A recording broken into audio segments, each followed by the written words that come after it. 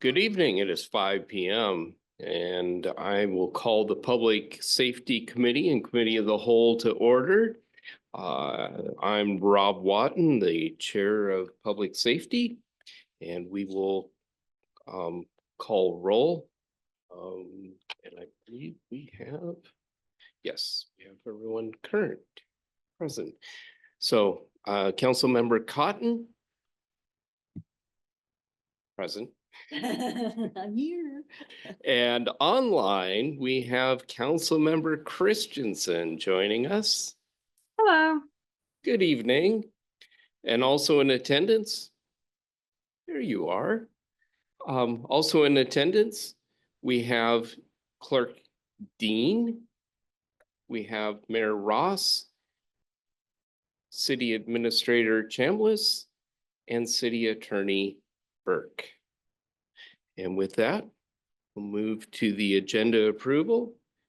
Council members, are there any changes to tonight's agenda as presented? Hearing none, we will approve the agenda as presented. Now we move on to public comments. Of course, public comments can be made in person, and then you have up to 3 minutes for those joining us. We're making these meetings available through Zoom as well as later for your enjoyment on YouTube. But we're only allowing public comments in person. However, if you have any concerns regarding public safety, please forward those matters on to the city clerk or to me directly, and we will make sure that those get addressed. So with that, I close the public comment period for things that are not on the agenda. Next, we move on to the minutes, and we need to approve the minutes dated February 18th, 2025. Council members, are there any changes to the minutes as presented from February 18th, 2025? Hearing none, we will accept those as approved. And then we will move on to the minutes of March 3rd, 2025. That was a special joint meeting with the city of North Bend. However, we were the hosts. So because of that, we are going to approve these minutes. Any changes, corrections to the minutes from March 3rd? Hearing none, I will accept those as approved. Thank you. Next, we'll move on to agenda bills. AB 25, ambulance service agreement. So.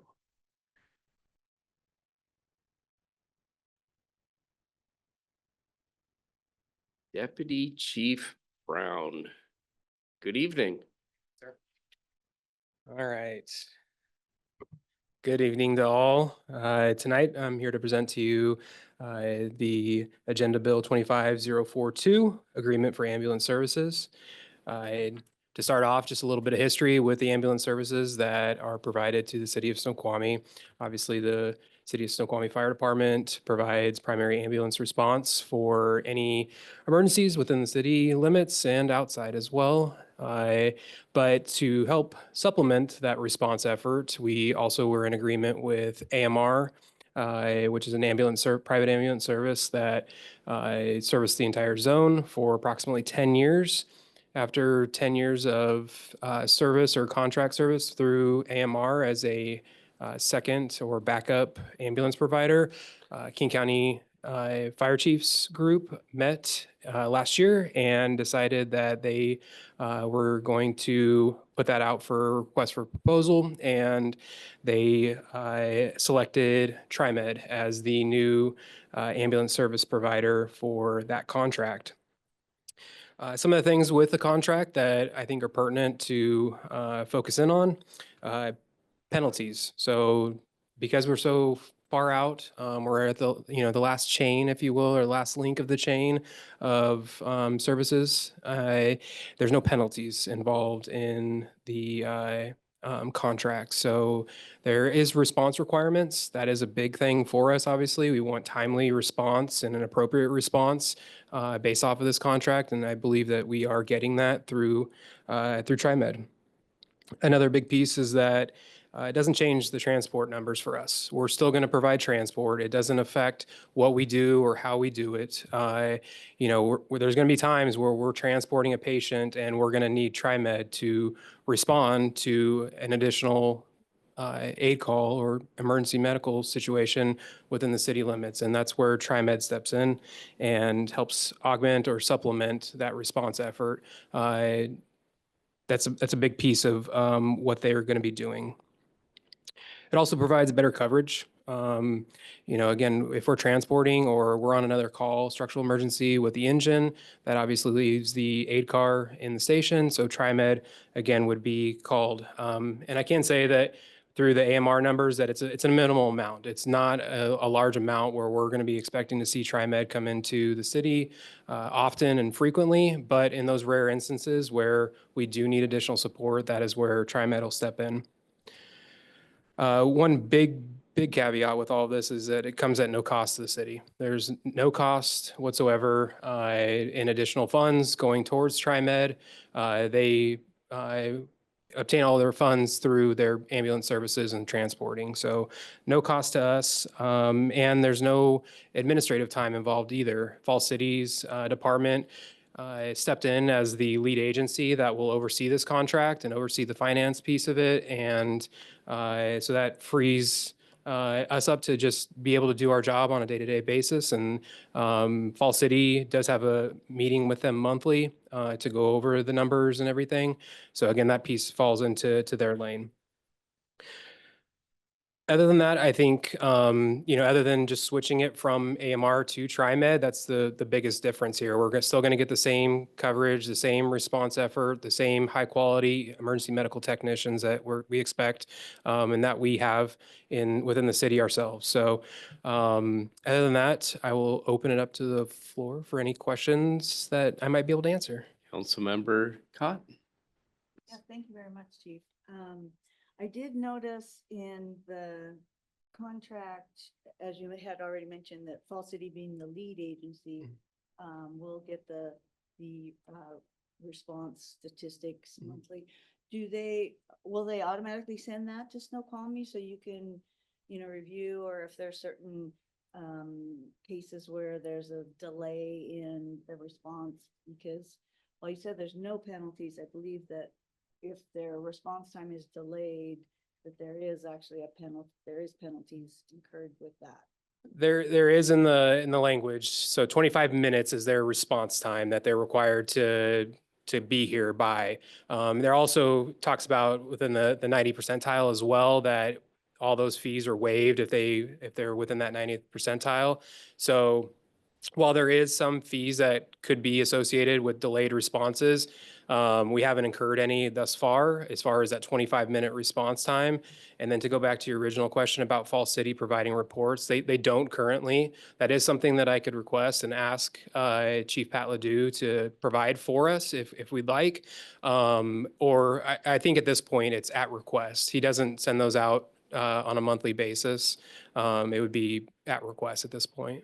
Is there any benefit to that coming to public safety, or? Could we request that on a quarterly basis? Absolutely. Just next time. All right. Any other questions? No, Okay. that's my only one. Councilmember Christensen. Thanks. And please do forgive me. I think that some of my questions were similar to Councilmember Cotton's, but it was a little bit difficult to hear her. So one of the questions was whether TriMed's response time would be included in the quarterly report. It sounded like Councilmember Cotton and Watton were asking maybe that we could get that information. Is that accurate? I couldn't quite hear. That is correct. On a quarterly basis is what I. Okay, great. So then that would potentially be included in the quarterly report and then potentially broken out so that we could see theirs versus ours and not have it affect our averages. The chief is shaking his head in affirmation. Oh, in affirmation. Okay, lovely. And then I have one more quick question then too. So if we were to see like a pattern of delayed responses with TriMed responding just because we are kind of the farthest out in terms of geography, would that potentially have any effect on our accreditation the next time we go to seek it in a few years? It would not. Thank you. Just for the record, the chief concurs. All right. Anything else? Mayor Ross, please. Yes, I do have a question on, I guess, page A to the packet. It talks about billing and rates, and so providers shall pay to department a monthly fee of $7,500. So who's paying that? That is the fee, if I'm correct, Chief. That's the fee that goes to Fall City for their services to oversee the contract. And oh, yes, and it comes from TriMed. Oh, so TriMed pays Fall City for overseeing the okay. The contract, the numbers, the facts and figures, things of that nature, any discrepancies that departments may have with TriMed and their response, their response times, things of that nature. Okay. And then they bill, TriMed bills for, we get paid, I guess you were sending somebody in an ambulance, so we're not servicing it any longer. So then how do they get paid? How does TriMed, TriMed get yeah. paid or? The Patient patient that's, Correct. being Okay. transported. Yes, ma'am. Yeah, the patient would pay TriMed for those transport services. right, okay. So it's a benefit if we take them because we actually bill for it, right? Correct. Right. And that's kind of why I threw out that I don't have the exact numbers, but we, just ballpark it. It was minimal. The amount of times that AMR was coming into city of Snoqualmie limits to transport a patient was very infrequent. And again, this is that rare dual response where we've got one or simultaneous response, excuse me, or one's going on and we need another ambulance or to where East Side's ambulance is tied up as well, something of that nature where we're really needing that extra transport service. So with the increase, that's right, I'm the chair, I forgot.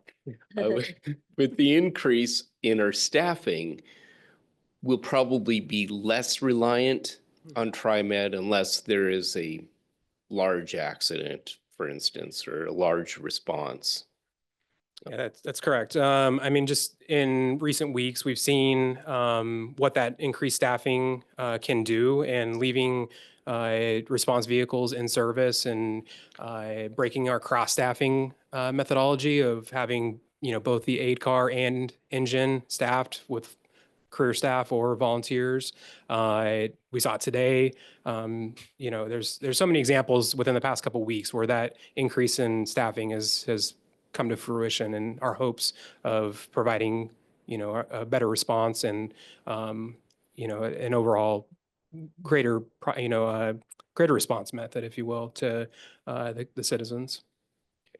Yes, in the last week, I've had a couple of times where both the engine and the aid car went by me responding on call. So it was nice to see. It was unusual. That's excellent. Okay, good deal.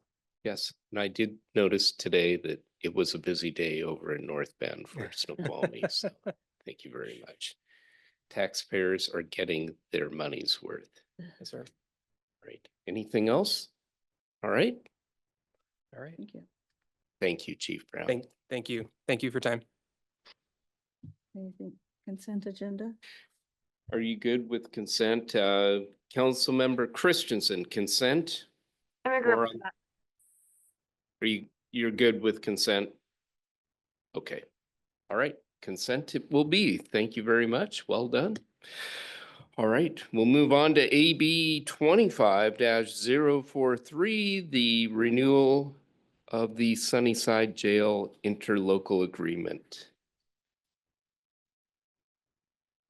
Interim Chief Harese.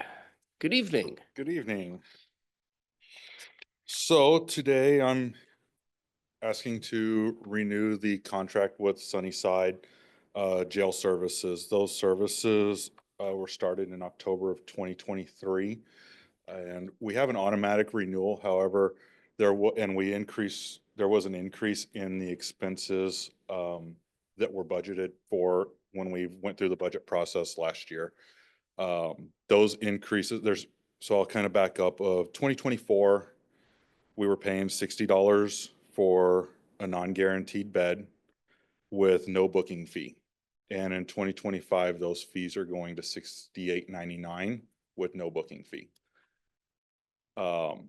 That is for inmates who have been sentenced, who are serving out their time for 30 days or longer, and are being transported out there to help cut cost from our regular contract with Issaquah.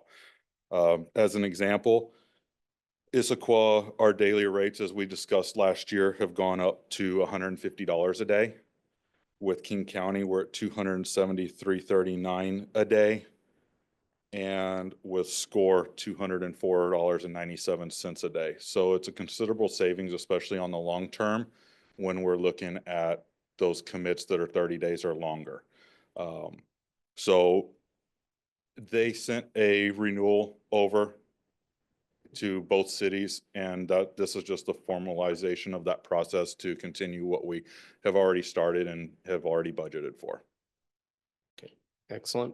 I'm going to lead off with a couple questions, and this is mostly for our own edification, maybe my edification, and for those that are listening. And so first of all, the transport from, say, Issaquah to Sunnyside, is that part of the That is charge? that We is do not included. have to send an officer. Occasionally, we will send somebody if there's a medical emergency, or we have to pick somebody up for, let's say, treatment. If through their process, they are going into some type of drug treatment program or something like that, we will end up going out there and picking them up to get them to make those final arrangements. But the initial transport to and from is done by them at no extra cost. There are times where there's those medical emergencies where they might end up, in the hospital or something like that, where we might need to move them back over here because of certain circumstances that we can't predict. And that's generally what our PSO would do. So that position does our transports. If need be, an officer would go, but we will schedule those out with them based on the need. But typically speaking, they do the transports. Okay, very well. And so the offboarding then is bringing them back to They will Issaquah or to, they will be processed out of Issaquah, generally Okay, speaking, because okay. that's where they're originally booked into. okay, if they were down in SCORE, or is that not, is it just primarily from Issaquah? Which were primary Issaquah, but it's wherever we originally book them into. Okay, Occasionally we will book direct into SCORE. And in that case, they would just out process there, or possibly even here at Issaquah, depending on what arrangements we made, because the charges are still ours and the charges are coming off of Issaquah through Issaquah Municipal Court. do we have stats, how many inmates that have? I can get those to you. Okay, that'd be kind of interesting to know, because there's a significant cost savings to us for doing that. All right. good. And it'll lead into the next bill, but Right. Sunnyside only houses men. So Right, so we do house a lot of our female inmates at SCORE for long-term, depending on needs of medical or anything, or Issaquah first, obviously, but in any case that where there's medical needed or mental health services needed, they will go to SCORE. So that is at that higher rate, which we'll get into on the next bill. sure. Councilmember Cotton. I think I'm gonna reserve my questions because it's germane to both Sunnyside and Yakima. Okay. But you touched on one thing, but Yakima does house women Yes, and they do have mental health. yes. We'll touch base Okay, on that one here in a little bit. All right, so I'll save my questions till Okay. after the Okay. second. Very well. Councilmember Christensen, since you're online, do you have any questions? Yeah, it's not necessarily kind of a take it or break it on the contract, but I just had a question as we're thinking about and looking at the differences in the contracts between work release.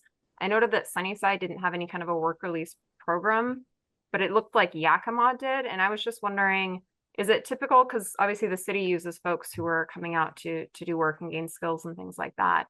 I had kind of just on my own had kind of pictured it as something where folks were in jail for a longer period of time as opposed to what we typically see for like a gross misdemeanor being held out in Sunnyside or Yakima.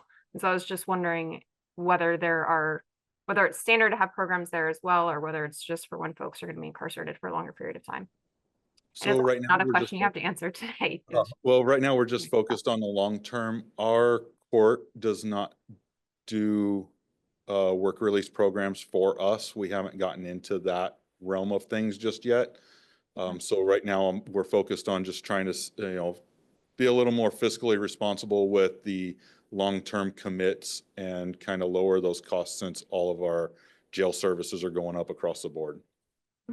Makes sense, and I do appreciate the work that you have all been doing to reduce those costs. Thank you. Any other questions? Okay, and then for council members Cotton and Christensen, should we move this to consent since it's a renewal of an existing contract? Okay, yeah. Okay, so that's what we'll do. We'll put that on consent. Then we get to move on to AB 25-044 Yakima County Jail Services Interlocal Agreement. Okay, so as stated with the rising cost of jail services, we started looking a little beyond just Sunnyside, who only houses men, which brought us to Yakima. Both cities actually used to have contracts with Yakima pre-COVID. Yakima quit taking inmates during COVID from outside entities. So Yakima County reached out to us, it was probably early fall last year. And we started looking at that. We got a copy of a contract from them. And it lowers our cost on, again, those long-term commits. And they do all the transports. They have a medical facility. They have the mental health facility. So with the 2025 rate for Yakima Jail, it would be $125 a day, which is $25 less a day than Issaquah. And then it continues at a little higher than the Sunnyside contract, but we also have the option of booking our female inmates into there at $125 a day versus the $204, $150, or $107 or $273. If they need medical, medical, mental health, behavioral conditions, anything that might fall in those realms, it's $172 a day, which is still cheaper than the flat rates across the board with the other jails. So as another way of just staying a little more fiscally responsible with those long-term commits and watching those anything over 30 days, we would like to reinstitute a long ago contract with Yakima to help do that. They will provide transport from either SCORE or Issaquah, SCORE, Issaquah, or King County, or we can make arrangements otherwise and have them prearranged if we know we need to, and they will meet us anywhere. So they're a little more flexible on that part. Or if we have somebody, let's say, that's in another jail and they're coming to us on a warrant and it's going to be a commit thing where it's a long-term thing, then we can make arrangements for those pickups as well. So that's kind of where the gist of this one goes. It's just a way to kind of, again, be a little more fiscally responsible and lower those costs and just be able to monitor how much we're spending on jail services. I've got a question. Okay. Are release dates, they're running buses every day, 5 days a week out of both facilities, or is it a scheduled sort of thing? I know Yakima runs a lot. I want to say it's almost every day. Okay. Then they have their pre-scheduled ones where you can do a special trip if they're in the area. I know they go to SCORE in King County, to RJC down there every day. Okay, So we have a lot of options with them. okay. is a little larger facility at Yakima than it It's is. the county jail versus a city jail, so there's a lot larger. Okay. Councilmember Cotton, please. So it sounds like definitely both Sunnyside and Yakima are for the long-term in, you know, institutionalization or however you want to term it, booking of inmates, that they're definitely the way to go. And for men, Sunnyside would be your first preference. Yes. So I have a couple of questions if it's okay to ask. those. Please. Do either of those, I didn't see it in the paperwork, but I know Issaquah requires us to keep a minimum number of beds or pay for a minimum number of beds. I didn't see that they were requiring that. No, for these are, either. these are non-guaranteed bed spaces, so Okay. we're not paying for a bed space on an ongoing basis. It's as we need it. Okay. So we'll make a phone call and ask if they have the space, if they're willing to take them, and then they'll take them.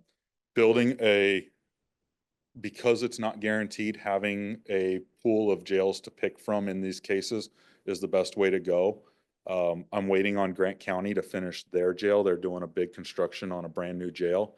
And from my understanding, it's gonna be over 500 bed spaces. So that, when that happens, depending on what their pricing is, I may be bringing something else just to have an extra tool in our toolbox for those when, for instance, if Sunnyside declines somebody, because they all have the right to refuse, you know, including Issaquah, they all have the right to refuse our inmates Yeah. based on medical conditions, mental health statuses, things like that, you know, they may or may not be able to take care of. So it's just one of those tools we can add. Right. Well, and especially since it sounds like both Sunnyside and Yakima, will do the pickups for the inmates at least weekly. Or as you said, things can be arranged. That definitely is a perk. And they both have mental health services. Is there any, I know you said it's been a few years since Yakima has provided service. Um, w- i- Are they big enough that they don't usually turn away, like far as number of beds? So I'm gonna go back to my time in Enumclaw because we had a contract with them as well.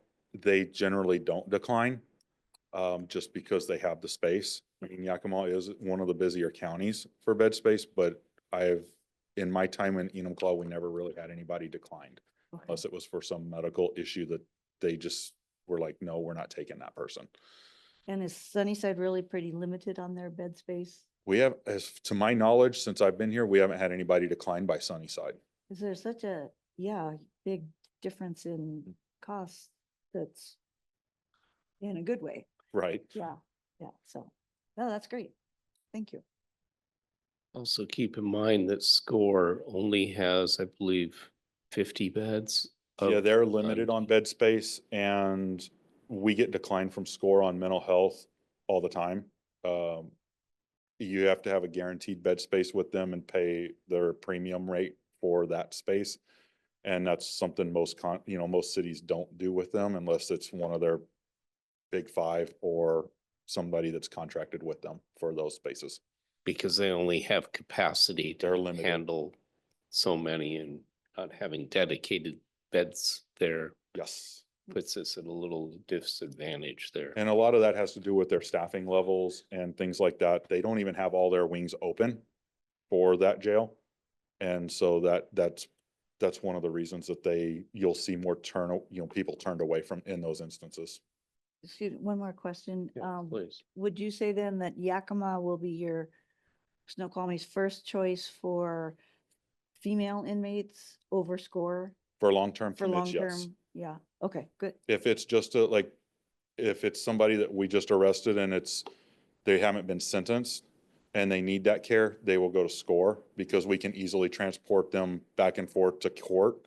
Mhm. But once they're sentenced, our first choice would be move them over to Yakima for either the $125 or the $172 rates. Great. Okay. Councilmember Christensen, do you have any questions? No other questions, but just for section 40, this is going to be on page 53 of the agenda packet.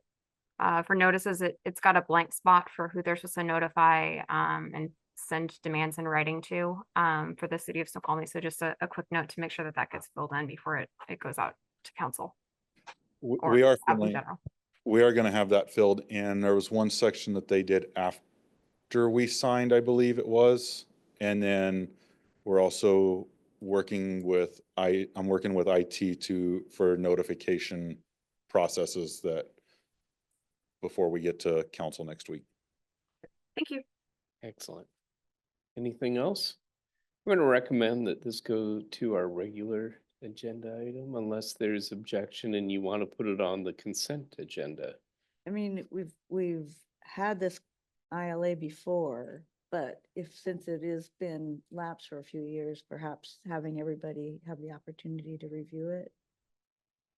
Well, it's I'm in fine with- effect, it's a new agreement, even though we've used them in the past. I think Yeah, many of us are new on the council. I'm fine with since- either. Okay. Any objection with putting it on the regular agenda item? Councilmember Christensen? No, that's fine. Okay, and that's what we'll do. So with that, thank you very much,